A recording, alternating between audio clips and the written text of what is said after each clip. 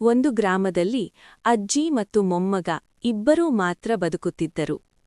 ಮೊಮ್ಮಗ ಪ್ರತಿದಿನ ಶಾಲೆಗೆ ಹೋಗುವಾಗ ಅಜ್ಜಿ ಅವನಿಗೆ ಊಟ ಕಟ್ಟಿಕೊಟ್ಟು ಹೇಳುತ್ತಿದ್ದಳು, ಜಾಗ್ರತೆ ಮಗಾ, ಬೇಗ ಬಾ. ಒಂದು ದಿನ ಶಾಲೆಯಲ್ಲಿ ಎಲ್ಲಾ ಮಕ್ಕಳು ತಮ್ಮ ಅಪ್ಪ ಅಮ್ಮ ಬಗ್ಗೆ ಮಾತನಾಡುತ್ತಿದ್ದರು. ಮೊಮ್ಮಗ ಮೌನವಾಗಿದ್ದ. ಮನೆಗೆ ಬಂದು ಅಜ್ಜಿಯನ್ನು ಕೇಳಿದ, ಅಜ್ಜಿ, ನನಗೆ ಅಪ್ಪ ಅಮ್ಮ ಯಾಕೆ ಇಲ್ಲ? ಅಜ್ಜಿ ಕಣ್ಣೀರನ್ನು ಮರೆಮಾಚಿ ಹೇಳಿದರು, ನಿನ್ನ ಅಪ್ಪ ಅಮ್ಮ ದೇವರ ಹತ್ತಿರ ಇದ್ದಾರೆ, ಆದ್ರೆ ನಾನಿದ್ದೀನಲ್ಲ ಮಗ. ಮೊಮ್ಮಗ ನಗುತ್ತಾ ಅಜ್ಜಿಯನ್ನು ಅಪ್ಪಿಕೊಂಡ. ಕೆಲವು ದಿನಗಳ ನಂತರ ಅಜ್ಜಿ ಅನಾರೋಗ್ಯದಿಂದ ಹಾಸಿಗೆಯಲ್ಲಿದ್ದರು. ಮೊಮ್ಮಗ ಚಿಕ್ಕ ಕೈಯಿಂದ ಅವಳಿಗೆ ನೀರು ಕೊಟ್ಟ.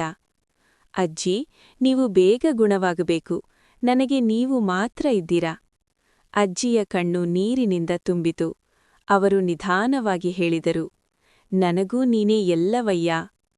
ಆ ದಿನದಿಂದ ಮೊಮ್ಮಗ ಶಾಲೆಗೆ ಹೋಗುವ ಮೊದಲು ಹೇಳುತ್ತಿದ್ದ, ಅಜ್ಜಿ, ನಾನು ದೊಡ್ಡವನಾದ್ಮೇಲೆ ನಿಮಗೆ ದೊಡ್ಡ ಮನೆ ಕಟ್ಟಿಕೊಡ್ತೀನಿ. ಅಜ್ಜಿ ನಗುತ್ತಾ ಹೇಳುತ್ತಿದ್ದಳು, ನೀನು ನನ್ನ ಜೊತೆಗೆ ಇದ್ರೆ ಅದೇ ದೊಡ್ಡ ಮನೆ, ಹೃದಯ.